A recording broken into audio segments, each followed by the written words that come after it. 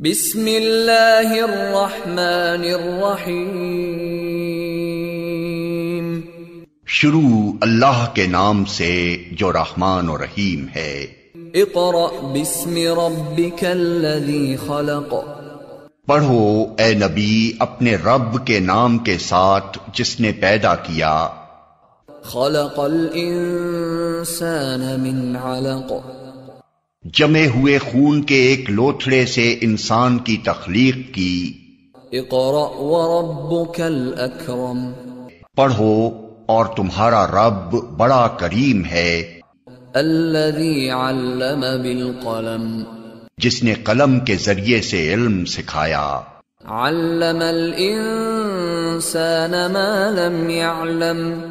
इंसान को वो इल्म दिया जिसे वो न जानता था। अस्सलामु अलैकुम। हम अपनी जमात का आगाज़ अल्लाह के बबरकत नाम से करते हैं जो बड़ा मेहरबान और नहायत रहम करने वाला है। आप जानते हैं कि हम अपनी साबका वीडियो में जो है हज़रत नूह अलैहिस्सलाम की कहानी की मश्क करके आ चुके हैं, जिससे हमने हुर्फ़ तहज्जी की तरतीब सीखी। अब हम यूनिट नंबर 2 का आगाज़ करेंगे। इसमें जो है हम आप पढ़ेंगे सैर। सैर क्या है? सैर जो है वो आपकी लुफ्त अंदोज़ होना, किसी तफरी मकामात पर जाना। इससे हमने हुर्फ़ तहज्जी की तरतीब से अल्फाज लिखने हैं। तो आज हम जो है वो अब हम यूनिट नंबर 2 के सबक गर्मी की छुट्टियां पढ़ेंगे। गर्मी की छुट्टियों में अक्सर ख़ानदान सैर व तफरी के लिए मुख्तलिफ मकामात पर जाते हैं। कुछ ख़ानदान अपने अजीज़ों या रिश्तेदारों से मिलने जाते हैं। सैर व तफरी की गर्ज से जो सफ़र किया जाता है उस सफ़र के दौरान भी खूब मज़ा आता है। तफरी मकामात पर पहुँच कर भी लुफ्त अंदोज़ होते हैं और रिश्तेदारों से मिलकर दोनों खुशी का इजहार करते हैं। और ये सब तफरी गर्मी की छुट्टियों में ही आती है, क्योंकि ये तवील छुट्टियां होती हैं। आज हमारा सबक भी गर्मी की छुट्टियां हैं। इस सबक में बेटा 3 बच्चे हैं जो अपने पेरेंट्स के साथ कोयटा जाना चाहते हैं। तो इनके पेरेंट्स जो है इनको कोयटा लेकर जाते हैं। वहाँ इन्होंने क्या किया है, इन्होंने जो है वो कायदे आज़म की रहाइशगाह देखी, मादर मिल्लत के जो है वो रहाइशगाह देखी। वहाँ पर क्या किया और रास्ते में जो इन्होंने तफरी मकामात मतलब मुख्तलिफ पहाड़ जितनी चीज़ें आई इन्होंने सफ़र किया। उस सफ़र के दौरान इनको कितना मज़ा आया। रास्ते में इन्होंने जो है वो पानी पिया झरनों से रुक कर। इसके बाद क्या हुआ कि वो जब वो वहाँ पहुँच गए, पहुँचने के बाद एक होटल इन्होंने गेस्ट हाउस जो होता है जिस तरह से रेस्ट हाउस सब बुक किया। बुक करने के बाद जो है इन्होंने वहाँ पर रहने के बाद ये 1 हफ़्ता वहाँ पर रहते रहे। उसके बाद इन्होंने वहाँ पर मुख्तलिफ जो है वो चीज़ें देखी, घूमे फिरे। जिस तरह से आप कराची में जब होते हैं तो सीवीओ जाते हैं, सीवीओ पे कितना मज़ा आता है, समंदर के करीब होते हैं। तो ये सारी चीज़ें क्या हैं आपकी सैर व तफरी में ही आती हैं। इसी तरह ये बच्चे भी जो है वो कोयटा गए। कोयटा जाने के बाद इन्होंने खूब मज़े किए। वहाँ पर जाने के बाद सफ़र का बहुत मज़ा आया। वहाँ जाकर इन्होंने मुख्तलिफ चीज़ें देखी, ज़ियारत की। और उसके बाद क्या किया, रास्ते में जो है इन्होंने मुख्तलिफ चीज़ें खाई, झरनों से पानी पिया, ये सारी चीज़ें की। उसके बाद वापस जो है ये अपने ट्रेन के ज़रिए वापस कराची आ गए। तो आइए आज हमारा जो सबक है वो गर्मी की छुट्टियां हैं। आज हम गर्मी की छुट्टियों का आगाज़ करेंगे जिसका सफ़ा नंबर आपका 33 है। तो आइए आज हम बुलंद ख्वानी करते हैं। आज हमारा सबक है गर्मी की छुट्टियां। इसका टाइटल है गर्मी की छुट्टियां। इस बार हफ्सा, साद और दानिश ने ये सोच रखा था कि गर्मी की छुट्टियां गुजारने कोयटा जाएंगे। उन्होंने बड़ी मुश्किल से अपने अब्बू को राज़ी किया। इनके अब्बू की टांग का ऑपरेशन हुआ था। डॉक्टर ने इन्हें सफ़र की इजाज़त तो दे दी थी, मगर भारी चीज़ें उठाने से मना किया था। इसलिए उन तीनों बच्चों ने ये फ़ैसला किया कि अपने अलग अलग बस्ते बनाएंगे और उन्हें खुद ही उठाएंगे। हफ्सा के बस्ते में बहुत सी किताबें भी थीं। इतवार की शाम को सब लोग बस में सवार हुए। बस अपने वक्त पर चली। रास्ते में कई पहाड़ आए। थोड़ी देर में रात हो गई। अंधेरे में सफ़र का मज़ा ही नहीं आ रहा था। ना तो बाहर कुछ देख सकते थे और ना सो सकते थे, क्योंकि टेप रिकॉर्डर का शोर सोने नहीं दे रहा था। बस सुबह 7 बजे कोयटा पहुंची। हफ्सा ने सड़क के किनारे लगे बोर्ड को पढ़ा, सरयाब रोड। बस रुकी तो सब मुसाफिर उतर गए। वो सब टैक्सी करके होटल पहुँचे, जहाँ इनके अब्बू ने एक कमरा लिया। सब ने कुछ देर आराम किया। दोपहर को सब बाहर निकले। उफ़, इतनी शदीद गर्मी! इससे अच्छा मौसम तो कराची में था। उन्होंने सोचा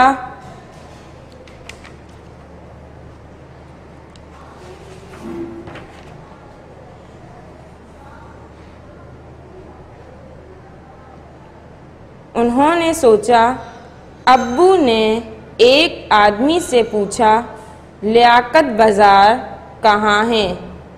इस आदमी ने हंस कर कहा, आप लियाकत बाज़ार में ही खड़े हैं। सब शर्मिंदगी से एक दूसरे को देखकर हंस दिए। अब्बू ने ज़ियारत जाने के लिए गाड़ी वाले से बात की।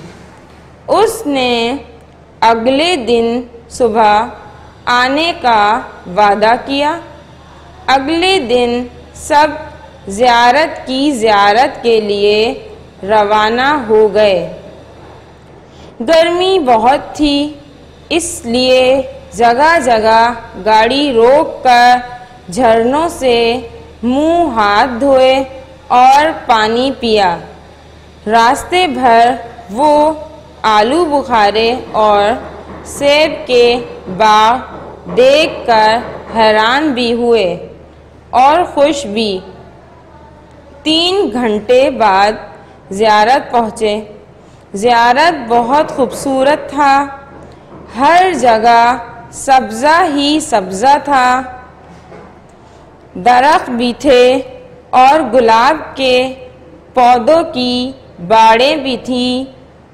ठंडी हवा चल रही थी और हर तरफ खुशबू फैली हुई थी। दोपहर हुई तो उन्होंने एक होटल में खाना खाया।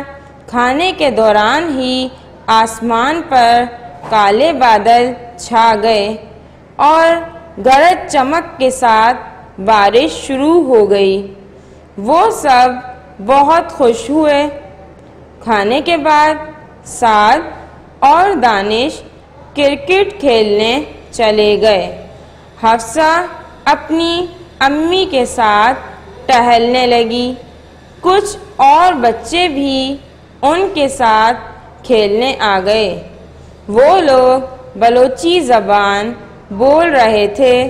इनकी ज़बान उन्हें समझ में नहीं आ रही थी, मगर फिर भी उनसे दोस्ती हो गई।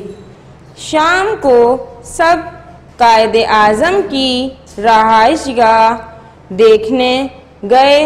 वहाँ पहली बार उन्होंने अखरोट के दरख्त देखे और बहुत हैरान हुए।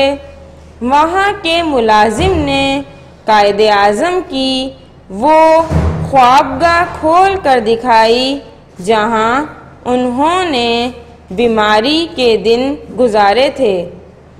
साथ ही इनके डॉक्टर और मादरे मिल्लत मोहतरमा फातिमा जिना के कमरे भी थे। हर चीज़ बहुत संभाल कर रखी गई थी। फिर सब रेस्ट हाउस वापस आ गए।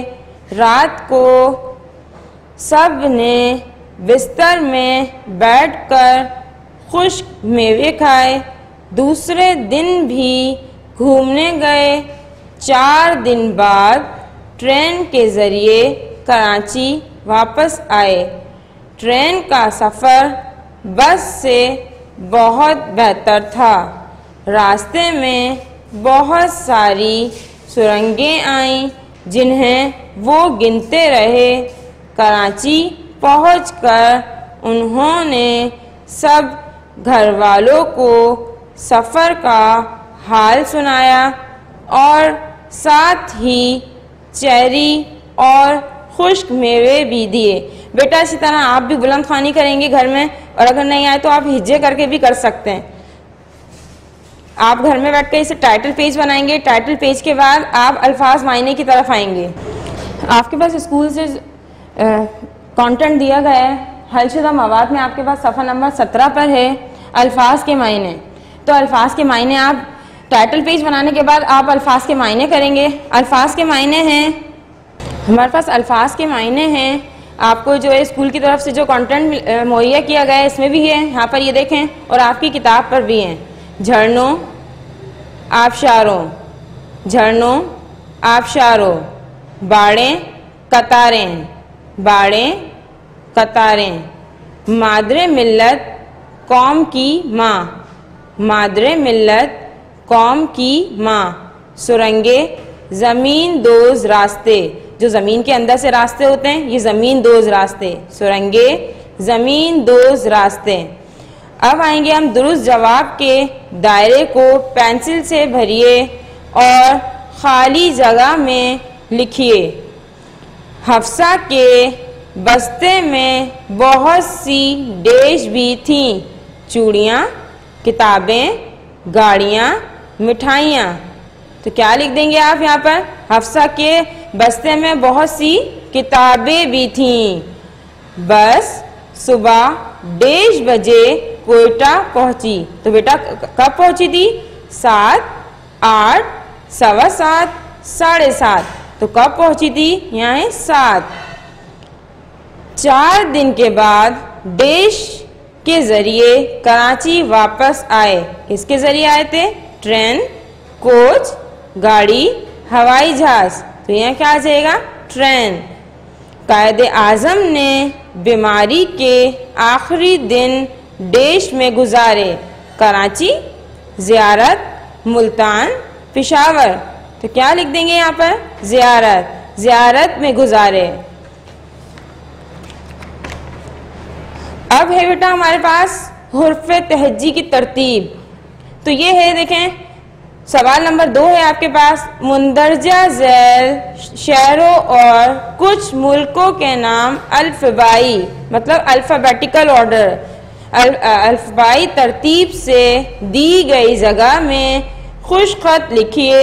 इन अल्फाज और सबक के दूसरे पैराग्राफ की इमला के लिए तैयारी कीजिए।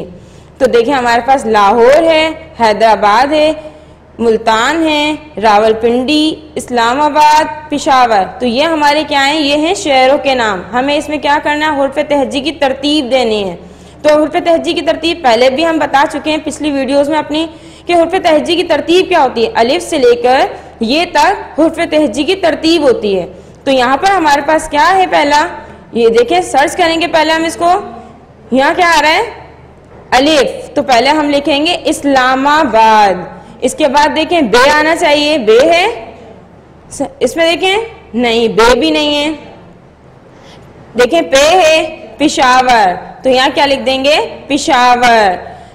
अलिफ के बाद बे नहीं है इसलिए पे आ गया। अब देखिए आगे हमारे पास ते, टे, से, जीम और चे भी नहीं है। तो अब हमारे पास क्या आ रहा है? देखें हे, हैदराबाद। अब इसके बाद देखें खे, दाल, डाल, जाल। अब क्या है हमारे पास? रे। तो देखिए हमें रे मिल गया, रावलपिंडी। तो अब देखें, अब रे के बाद रे, जे, से, सीन, शीन, स्वाद, द्वाद, तोए, जोए, ऐन, गैन, फे, काफ, काफ, गाफ। अब देखें यहाँ पर कहीं है लाम, तो देखिए लाहौर, तो यहाँ पर क्या है लाहौर, लाम, उसके बाद क्या है नून, फिर क्या है मीम, तो आप देखें हमारे पास क्या बचा है मुल्तान। तो हुर्फ तहज्जी की तरतीब हमारी यहाँ तक है, क्योंकि हमारे पास यही जो है वो अल्फाज हैं, तो हमने यहाँ तक क्या कर दिया अलिफ से लेके मीम तक किया है, जिसमें मिसिंग है कुछ। अब आएंगे हम मुल्कों पर। पहले हमारे पास आ रहा है भारत, ईरान, अफगानिस्तान, अमेरिका, बरतानिया। तो इसमें हमने क्या करना है, पहले अलिफ ईरान, और देखिए इसके बाद भी हमारे पास अलिफ ज्यादा है तो अफगानिस्तान, इसके बाद है हमारे पास अमेरिका, फिर आ जाएंगे हम बे पर बरतानिया, फिर भे भारत। तो हमारे ये क्या है शहरों के और मुल्कों के नाम हमारे यहाँ पर कर दिए। इसी तरह आपके पास यहाँ हुर्फ तहज्जी यहाँ पर भी इसी तरह से ली गई मुंदरजा झेल। जब आप सबक हमने शुरू किया था यूनिट नंबर 2 शेयर किया था, मुंदरजा झेल अल्फाज अल्फबाई तरतीब हुर्फ तहज्जी की तरतीब के लिहाज से दी गई जगहों में लिखिए। यहाँ लाहौर, मूंगफली, चीन, पेशावर, इंजीर, कोयटा, बादाम, मुल्तान, सैर, तोहफे, कराची, आबशार। इसी तरह हमने ये क्या है इंजीर अलिफ, फिर अलिफ मद्दा आबशार, बे बादाम, पे से पेशावर, ते से तोहफे, चे से चीन, सीन से सैर, काफ से कोयटा, कराची, लाहौर, मुल्तान, फिर है मूंगफली।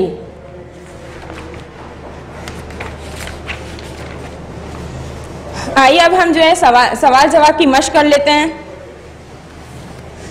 सवाल जवाब है हमारे पास, पहला सवाल है, सवालों के जवाब अपनी कॉपी में लिखिए। पहला है हमारे पास, अब्बू कोयटा जाने के लिए क्यों राजी नहीं हो रहे थे।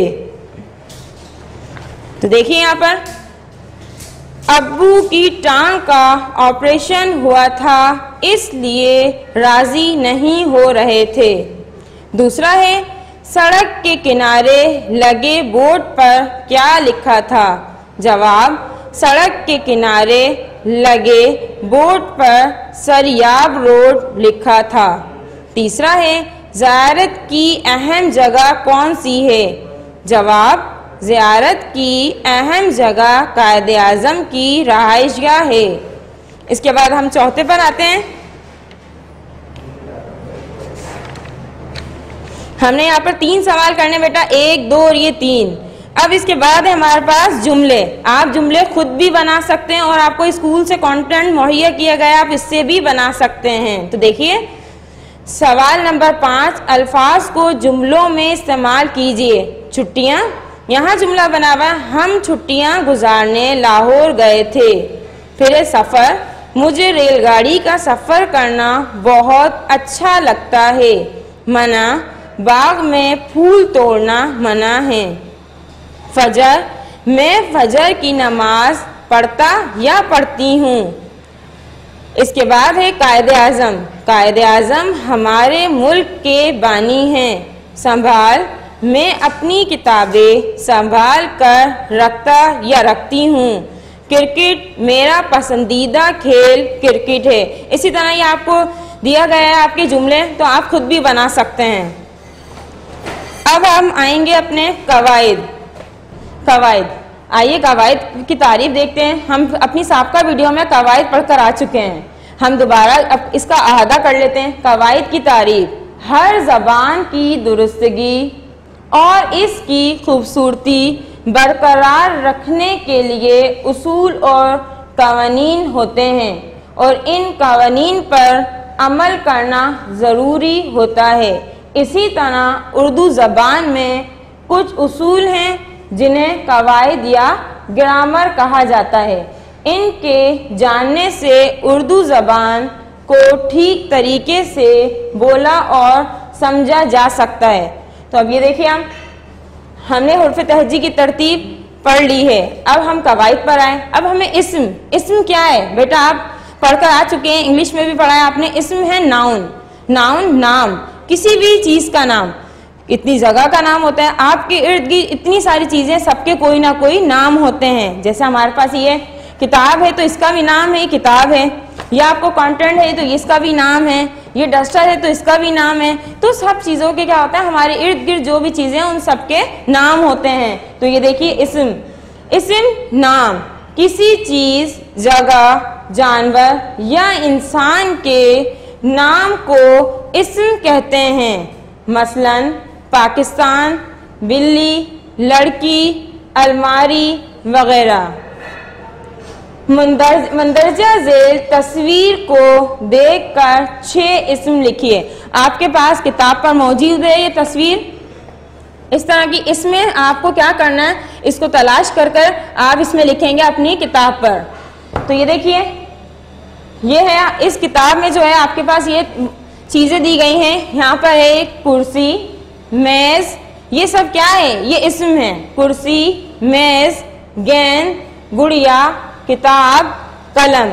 इसके अलावा भी बहुत सारी चीजें, जैसे बेड रखा हुआ है, भालू है, बॉल है, किताब है, कलम है, कैंची है, तकिया है, बहुत सारी चीजें इसमें है इस तस्वीर में। तो आप कुछ भी लिख सकते हैं।